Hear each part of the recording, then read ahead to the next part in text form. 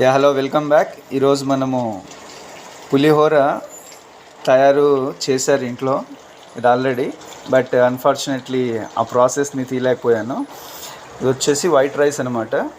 ఇక్కడ మనకు కావాల్సిన పులిహోర మసాలా రెడీ చేసుకున్నారు. ఇక్కడ ఓకే, చింతపండుతో కొంచెము మనము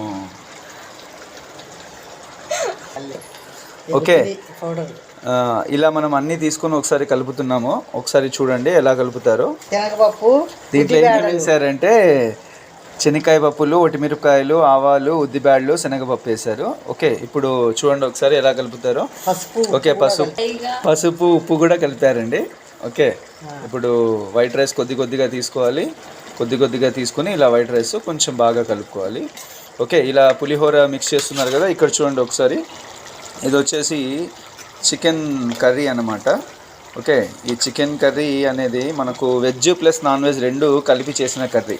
చాలామంది ఓన్లీ నాన్ వెజ్ అని మాత్రమే అనుకుంటారు. దీంట్లో నాన్ వెజ్ ప్లస్ వెజ్ ఇక్కడ గమనిస్తున్నారా. ఓకే, దీంట్లో ఓకే గోరు చిక్కుళ్ళు అండి, గోరు చిక్కుళ్ళు ప్లస్ చికెన్ కర్రీ చాలా బాగుంటుందండి. మీరు కూడా ఎప్పుడు only non veg only veg కాకుండా ఇలా మిక్స్ చేసుకొని తింటూ ఉంటారు. ఓకే, మీరు ఒకసారి కొంచెం క్లారిటీగా ఇలా చేసుకొని మళ్ళీ ఒకసారి ఎప్పుడన్నా మనకు పూర్తిగా టైం దొరికినప్పుడు మొత్తం ప్రాసెస్ ఎలా చేయాలో ఒకసారి చెప్తాను. ఇప్పుడు కొంచెం టైం లేక ప్రాసెస్ ఏం చెప్పడం లేదు. ఓకేనా.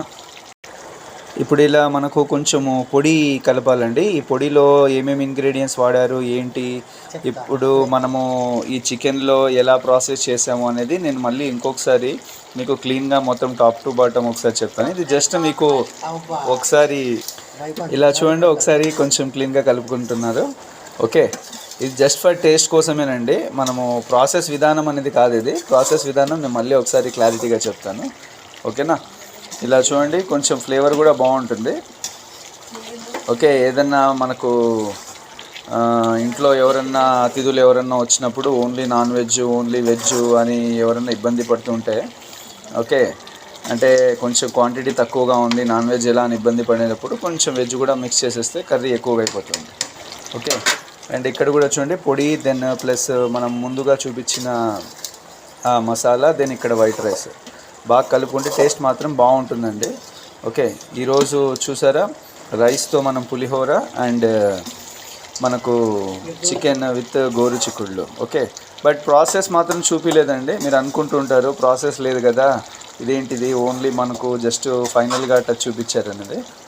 నేను ఇంకొకసారి మీకు ప్రాసెస్ మొత్తం అనేది పెడతాను. Okay, anyway have a nice day. Thank you అండి.